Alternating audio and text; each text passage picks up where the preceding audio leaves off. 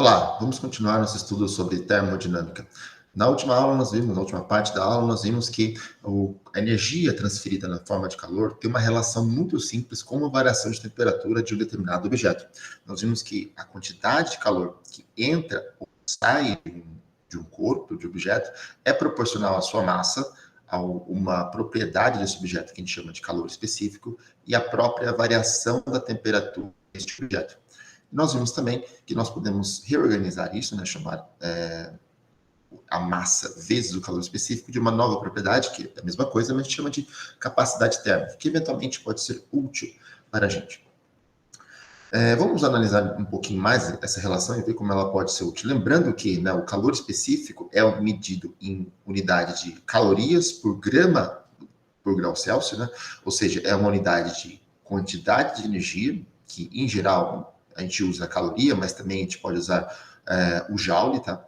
Dividido por grama, vezes, né, a variação de vezes grau Celsius, né, a unidade de temperatura, que pode ser também, eventualmente, Kelvin.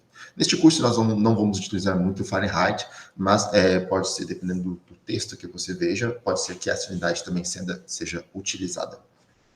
E a capacidade térmica, por sua vez, como ela é a massa vezes o calor específico, basicamente a grama some, né, da parte de baixo da nossa unidade ali. Bem, vamos ver especificamente essa parte da relação onde a variação do calor, né, o calor fornecido por um objeto, causa uma mudança na sua temperatura de acordo com a sua propriedade. Em geral, tá, o que a gente pode observar é que esse Czinho, que é a propriedade do nosso material, ela é dependente da temperatura de um determinado material. Ou seja, em determinados intervalos de temperatura, por exemplo, entre 10 graus Celsius e 20 graus Celsius, ou entre 80 graus Celsius e 90 graus Celsius, ou entre menos 20 graus Celsius e menos 10, ou entre 150 e 152 graus Celsius, em determinadas diferenças de temperatura, o nosso Czinho, ele pode variar. E, portanto, a gente pode calcular o nosso calor específico aqui, em função da temperatura, como sendo, basicamente, passo M e o ΔT dividindo, ele vai ser 1 sobre a massa desse objeto, a variação do calor, dividido pela variação da temperatura. E o caso mais importante, né, que a gente tem desse fenômeno é para a água. E aqui, para vocês, eu mostro um gráfico do calor específico da água, né, em função da temperatura, para uma pressão de 1 bar. Então, o calor específico aqui está sendo medido em joules por quilo Kelvin. Né? Nota que é uma unidade um pouco diferente. No entanto, a ideia é a mesma. Em função da temperatura, aqui sim, em graus Celsius. Então, veja que ele sai ali em torno de 4,25 joules por quilo Kelvin a 5 graus Celsius e passa por um mínimo ali em torno de 40 graus Celsius, um pouco abaixo de 4,18 joules por quilo graus Celsius, e volta ali com o seu valor em torno de 4,21 até em 95 graus Celsius. Esses valores mostram que a água, ela de fato tem um calor específico que muda com a temperatura. Ele diminui, ele tem um valor mínimo aqui e varia se você for esquentar a água desde 5 graus Celsius até 95 graus Celsius. No entanto, note que a quantidade que muda, né, é muito pequena, porque ele varia desde em torno de 0,03 aqui em 90 graus Celsius. Então, ele muda menos de 1% do seu valor em um intervalo muito grande de temperatura. Em geral, a gente pode ignorar em algumas situações essa variação de temperatura. No entanto, quando você deve levar essa variação de temperatura em consideração, a quantidade de calor transferido e a sua relação com a variação de temperatura de um determinado objeto, a gente tem que mudar um pouquinho essa nossa relação aqui, tá? Essa nossa equação. E aí a gente fica como? Esse ΔQ, que é a quantidade de calor fornecida, vai ser a massa, que é sempre constante, e esse carinha aqui agora, eu vou ter que somar ele, né? Eu vou ter que somar ele para cada intervalo de temperatura do meu interesse. E a somatória dessa equaçãozinha para cada intervalo de temperatura do meu interesse, dessa multiplicação de C vezes ΔT, nada mais é do que a minha integral, né, da temperatura inicial até a temperatura final, desse meu C, que é em função da temperatura, que eu tinha mostrado para vocês, pode variar em função da temperatura, vezes dt.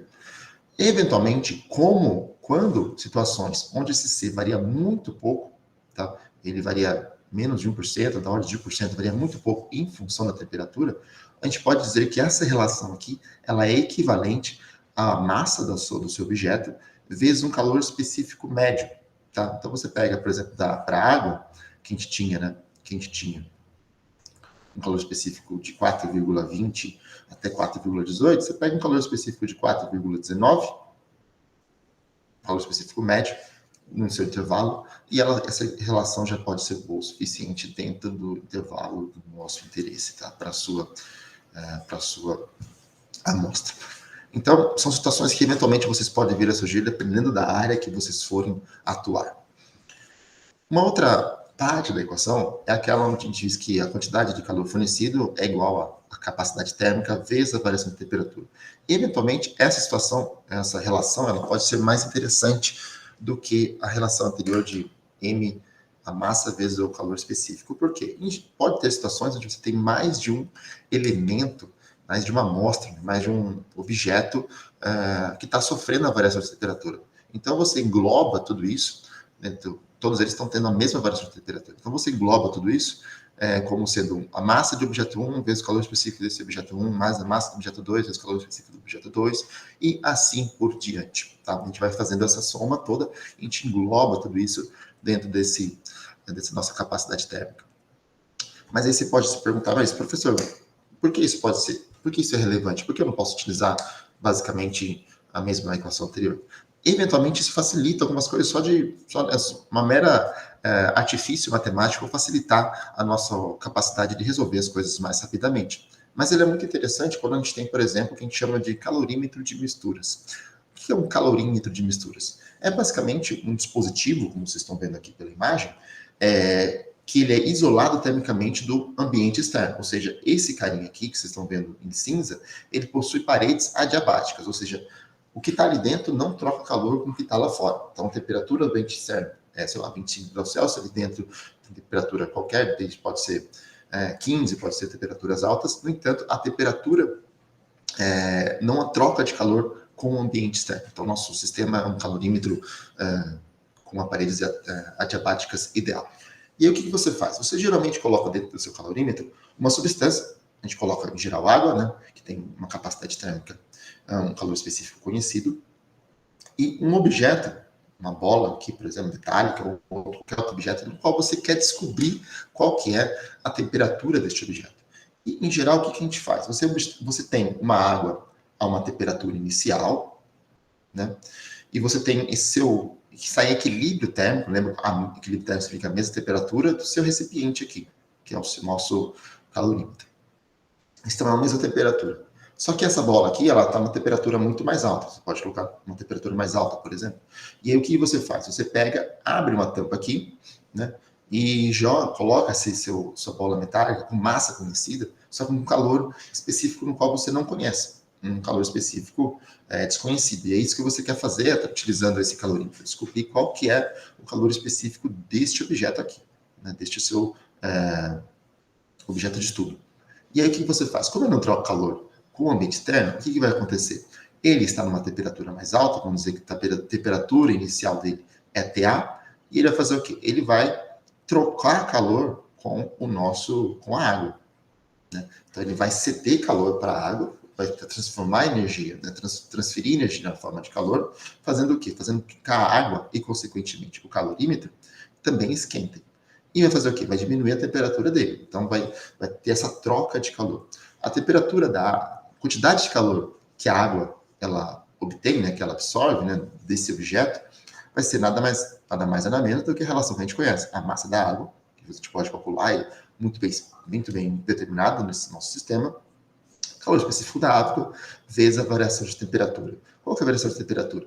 É a temperatura final, né? Menos a temperatura inicial. Notem que a temperatura final é a mesma para todos os objetos, né? A gente vai esperar esse sistema todo ele agora chegar no equilíbrio térmico. Ou seja, se nossa amostra A, que tanto estava mais quente, vai resfriar, e a água com o calorímetro vai aumentar a sua temperatura até que todos eles cheguem à mesma temperatura de equilíbrio térmico que a gente mede através deste nosso termômetro aqui, que está acoplado a esse sistema. Então, o que isso faz? A gente pode, novamente, pegar aqui e calcular qual que é a quantidade de calor absorvida, né, pelo recipiente, e aqui a gente usa que o recipiente tem uma certa capacidade térmica. Em geral, quando o recipiente tem esses formatos já estruturados, a gente calcula, a gente mede a capacidade térmica deles previamente. Então, já tem o valor dessa capacidade térmica utilizando o próprio calorímetro e a água, por exemplo. Tá? E a nossa amostra, que vai ter uma massa, certa quantidade de massa A, que é a massa da amostra, vezes o calor específico CA, que é o que eu não sei, vezes uma variação de temperatura. Note que essa variação de temperatura da água e do recipiente vai ser a temperatura final menos a temperatura inicial. E qual que é a variação de temperatura aqui? Bem, a temperatura aqui, ela variou do nosso temperatura da amostra, né, menos a temperatura final. Na verdade, aqui teria que ser a temperatura final menos a temperatura da amostra. Mas por que eu estou utilizando aqui? Porque é o seguinte, porque o calor, esses dois aqui, né, esses nossos dois sistemas, esses dois, eles vão fazer o quê? Eles vão ceder calor. Então, eles vão ter uma quantidade, perdão, eles vão ganhar calor. Então, ele vai ser absorvido o calor por eles. E esse daqui, ele vai perder calor. Então, uma quantidade de calor que ele vai estar diminuindo do seu corpo. Então, o que significa? No somatório, como o nosso sistema é isolado, a quantidade de calor que um perde tem que ser exatamente igual à quantidade de calor que o outro vai ganhar. O outro, quem seria? Seria a água e o recipiente. Portanto, eu pego esse carinha aqui e substituo aqui. Em módulo, né? Em módulo, a quantidade de calor que a minha amostra ela vai perder, ela é exatamente igual à quantidade de calor que a água mais o recipiente vai ganhar, em módulo. Né? Portanto, em módulo, o que eu faço? Eu faço aqui a massa da minha amostra vezes o calor específico da minha amostra, vezes a temperatura da amostra menos a temperatura final. Nota, isso aqui já está em módulo. Por que isso aqui já está em módulo? Porque o certo seria a temperatura final menos a temperatura da amostra, que é a temperatura inicial. No entanto, como eu estou pegando o módulo, estou interessado no módulo nesse meu sistema, eu já retiro esse nosso módulo e pego que a temperatura da amostra, que é a temperatura maior, menos a temperatura final. Isso aqui vai ser igual à massa da água, vezes o calor específico da água, mais a capacidade térmica do nosso recipiente, temperatura final menos temperatura inicial. E aqui, através dessa relação, que simplesmente diz que essa é a quantidade de calor cedida pela amostra e essa é a quantidade de calor absorvida, né, ganhada pela água e o recipiente, eles têm que ser iguais, e todas essas nossas variáveis são todas bem conhecidas. Eu sei a temperatura inicial, eu sei a temperatura inicial da amostra, eu sei a temperatura final, consigo medir, eu sei a massa da água, o calor específico da água, a capacidade térmica do meu objeto, eu sei a massa dessa minha amostra, a única coisa que eu não sei é a capacidade, o calor específico deste meu objeto da amostra A. E, portanto, eu posso utilizar esta equação para determinar qual que é o calor específico de diferentes objetos. Então, o calorímetro de misturas, em geral, ele é utilizado, em geral não, o objetivo dele é justamente a gente determinar qual que é o calor específico de diferentes objetos. E é dessa maneira, uma maneira extremamente simples que a gente faz para determinar essa propriedade de diferentes materiais. Uma outra propriedade importante é aquela que a gente determina como capacidade térmica molar. Bem, lembrando que capacidade, o que é um mol, né? Tipo, a gente pode definir a massa de objeto pelo número de mols vezes a massa molar, que é esse M aqui, por exemplo. Por exemplo, para a água, H2O, nós temos 18 gramas por mol. Então, se eu pegar um mol, né, eu vou ter uma massa de 18 gramas para cada mol de água. Então, a capacidade, a gente pode definir agora da seguinte maneira: eu substituo a massa na nossa relação de calor com a temperatura por número de mols vezes a massa molar do nosso objeto, da nossa substância. Isso aqui vai ficar N, número de mols, vezes a massa molar desse objeto, vezes o calor específico desse objeto, vezes a variação de temperatura. E agora a gente pega esse N, a massa molar, vezes o calor específico, e chama isso aqui de uma nova propriedade que a gente determina e chama de capacidade térmica molar. Tá? Então agora a gente pode, eventualmente, reescrever isso aqui, e isso é importante quando a gente trata de sistemas microscópicos muito pequenos. Ao invés de trabalhar com a massa, a gente trabalha com capacidade térmica molar, porque eventualmente é mais fácil de trabalhar desta maneira. E, portanto, este M aqui, esse ΔQ, vai ser igual ao número de mols, vezes a capacidade térmica molar, vezes a variação de temperatura. E isso é muito importante, está relacionado com uma lei que a gente chama de lei de Dulong-Petit. Esta lei de Dulong-Petit, ela afirma a seguinte coisa, foi descoberta por esses dois pesquisadores Dulong e Petit, ela diz que a capacidade térmica molar de todos os sólidos, imagina todos os sólidos, a capacidade térmica molar de todos eles é aproximadamente 3 vezes R, onde esse R é a constante universal dos gases, que eu vou falar para vocês mais para frente, mas vamos agora utilizar esse valor. Ou 6 calorias, tá? 3R basicamente ou 6 calorias. A temperaturas suficientemente elevadas. Essas temperaturas suficientemente elevadas, a gente significa as temperaturas muito maior que a temperatura de sólidos de Debye, tá? E essa temperatura de Debye está fora do escopo do nosso curso, mas são temperaturas que realmente são depende dos sólidos e ela é realmente temperaturas baixas para o nosso dia a dia, tá? É menos 100 graus Celsius, menos 50 graus Celsius, depende. Então, temperaturas suficientemente elevadas temperaturas muito maiores que a temperatura de Debye de sólidos, que é uma temperatura já, em geral, abaixo de 0 graus Celsius, ok?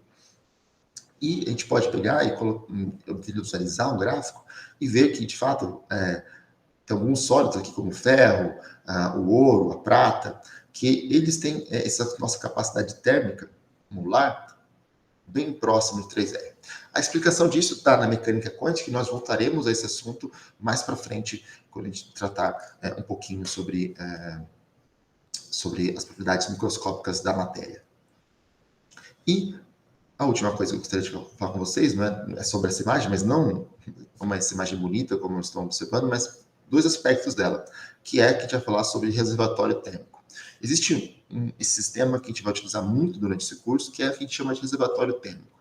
O que é reservatório térmico? Reservatório térmico é aquele sistema, aquele objeto extremamente grande, no qual, por mais que a gente forneça ou retire calor desse sistema, não vai ter a variação de temperatura dele. Por quê? Porque ele de fato, ele é muito grande. E, como ele é muito grande, a variação de decisão, a capacidade térmica dele, como ele é proporcional à massa, quanto maior ele, maior vai ser essa capacidade térmica desse objeto. Portanto, por mais que eu forneça uma certa quantidade de calor, esse Czão aqui, ele é muito, muito grande. Como ele é muito, muito grande, um valor dividido por um valor muito, muito, muito grande vai ter um valor de variação de temperatura muito pequeno, extremamente pequeno. Então, a gente vai considerar neste curso reservatórios térmicos como sendo a atmosfera ou o oceano. Então, o oceano e a atmosfera são excelentes exemplos de reservatórios térmicos e que a gente vai estar utilizando ao longo deste curso.